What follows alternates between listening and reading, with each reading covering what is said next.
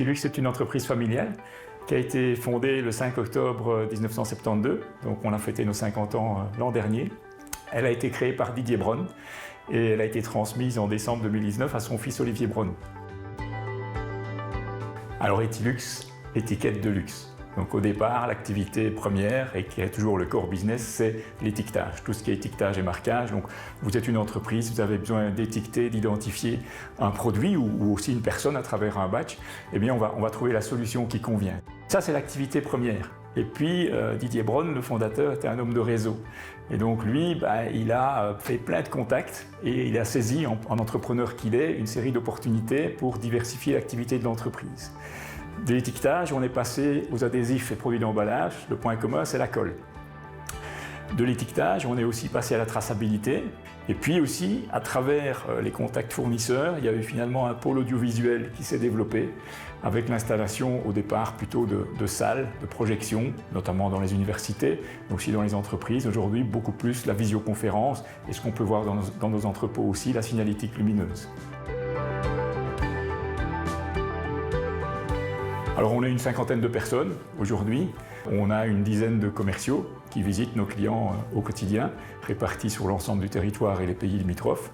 Et puis on a un service clientèle, back-office, qui gère l'administration des demandes, commandes, livraisons.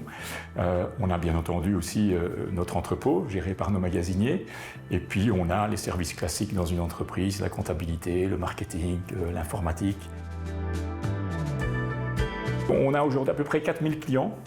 Et si on réfléchit, on a un assortiment tellement diversifié que n'importe quelle entreprise trouvera toujours quelque chose à acheter chez nous. Nous sommes revendeurs de grandes marques. On peut citer des marques comme Samsung, les Gammaster, 3M, Tesa, enfin il y a une vingtaine de grandes marques qu'on distribue. Ce sont des partenaires avec qui on coopère. Nos 4000 clients sont des partenaires avec qui on veut coopérer au quotidien de façon vraiment conviviale. Mais les entreprises qui sont les plus importantes pour nous sont celles qui, quelle que soit leur activité, ont un entrepôt.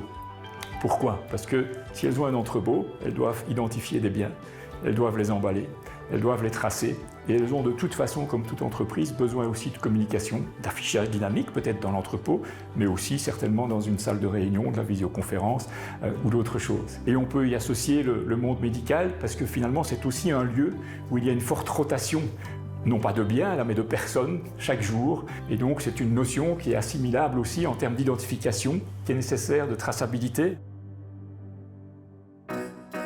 Un de nos défis, je dirais, c'est de vouloir s'inscrire dans l'évolution sociétale. Et donc la durabilité, c'est super important. Et donc on a entamé un processus sur 3 ans de certification unitaire avec la CCI, la Chambre de commerce et l'Union wallonne.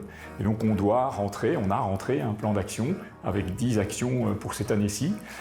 Et donc on essaye, nous, d'évoluer à la fois de façon classique, je veux dire, il y a 360 panneaux photovoltaïques sur nos toits.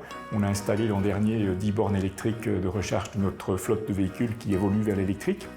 Mais aussi, on essaye, et c'est très important, de promouvoir de plus en plus et d'identifier dans notre assortiment les produits qui peuvent être dits durables. Et en interne, on essaye d'y être attentif à la durabilité.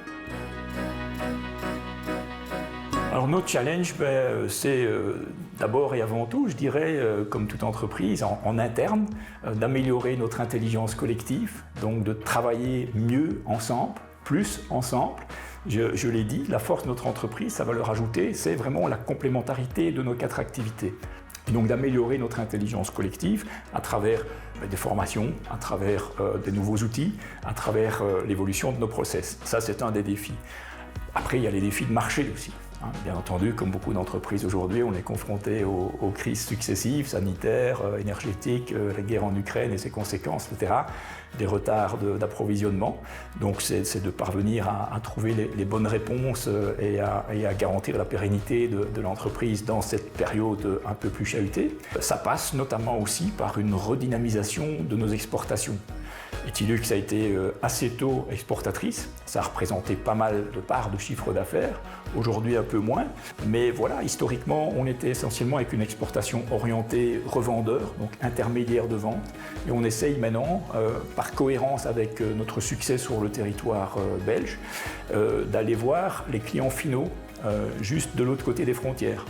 donc des clients qu'on peut servir avec la même qualité de service que nos clients belges, que ce soit lorsqu'ils ont besoin d'installation, de maintenance, de dépannage, que ce soit lorsqu'ils ont besoin de la visite d'un commercial. Et donc voilà, on veut rayonner, nous, dans un cercle de 250 km autour de Liège.